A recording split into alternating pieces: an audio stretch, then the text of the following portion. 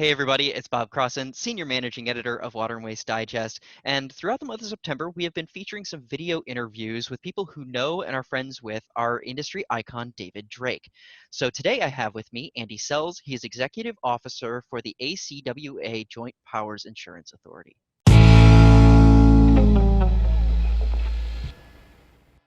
So Andy, thank you so much for being on the call. We appreciate you taking the time today. Thanks for the opportunity. So how did you first meet David, and what was your impression of him when you did meet him that first time? So in my particular organization, we have a board of directors. I only report to about 400 board members. That board then elects an executive committee of water industry. All of them are elected officials at water agencies, one or more water agencies here in the state of California. David was elected to that executive committee, and it's that executive committee really that sets policy, provides guidance, and sort of meets on a regular basis to do those sort of things. My first impression of David, wow, this is one smart guy. That's to a degree, it's almost a little intimidating. He's a very smart individual. Yeah, that's something that everyone I think has mentioned specifically is that he is insanely intelligent. And one of the things that I've heard from the others too is that he's really good about not really making himself feel smarter than you, right? Like he's intelligent, but he doesn't battle you with it. Yeah, that's very true. And to talk a little later about it as well, I would say his style is more as a teacher, if you will. He puts you at ease. He's not going to, just ramrod you with a whole bunch of information that you're trying hard to process as he moves on to the next one. So he's very good about delivering that information. Yeah. So over the course of time, so you've worked with him on this committee. Could you talk a little bit more about how you've worked with him over the years? And I'm in a unique position as the executive officer here at the JPIA. I get to work with all of these individual executive committee members. There's 9 of them. And so, having David involved in this process, both formally at the meetings, but also just one-on-one conversations with him, his knowledge and expertise, the way he's able to share that, he's willing to share. He's not going to hold anything back, and he listens very good. So I'm unique in the water industry in that I look at it from the perspective of insurance, from risk management, from safety. And David then asks those questions as well so that he is prepared to help make decisions as we go forward. How do we handle a certain claim? How do we handle safety issues in the industry? So in addition to his knowledge, he's a great cohort, if you will, a confidant.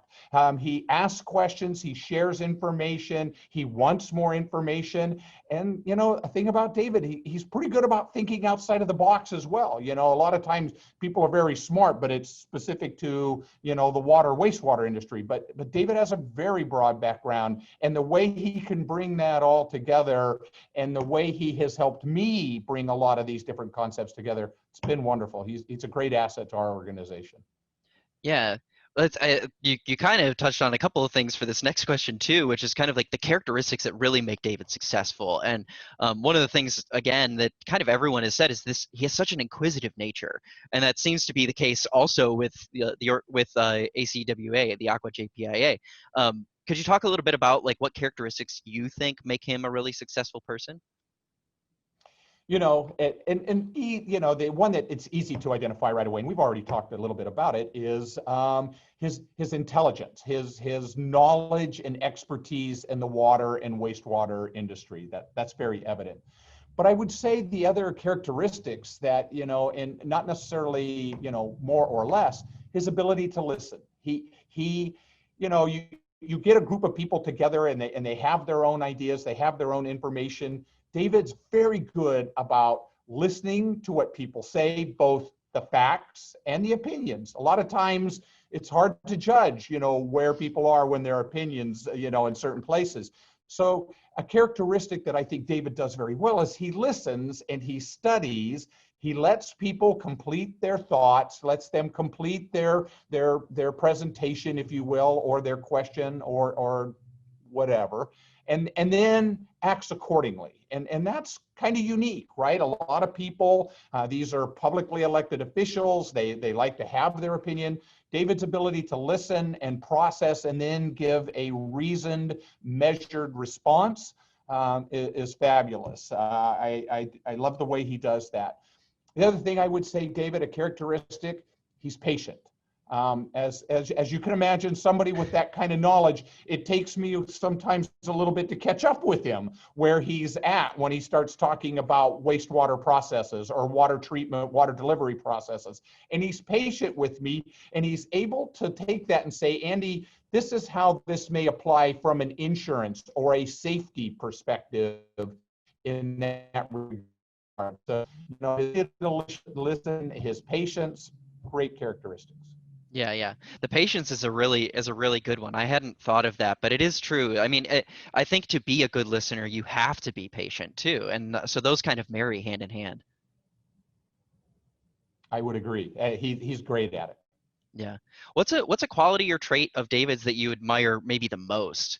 I've been asking this also in the case of like you say he has X quality and you're like, I wish I could be better at that. I'm gonna model my quality after him. Like, is there a quality like that that David has that you wish that you could better in yourself? Yeah, and I kind of go back to what we were just talking about, that ability to listen, that ability to process information without interruption, letting people go through. He will get his words in. He will get his opinion out there, and I appreciate that. But as I said, it's thought of, it's concise, and yeah, if I were to emulate, more than one trait of his, obviously, but his ability to listen and teach and inform, those are great characteristics. They've been very beneficial to me personally, Hmm. and that's something I wish I could do better. Yeah. I think everyone probably could do better at listening, huh? Yeah, true. So if you were to put it into words, why do you think that David is deserving of the title industry icon? We obviously thought so, and several of his other colleagues have mentioned reasons why. But what reasons would you say are why he deserves this title of industry icon? Well, it's easy to recognize his experience, his expertise, his knowledge of water and wastewater.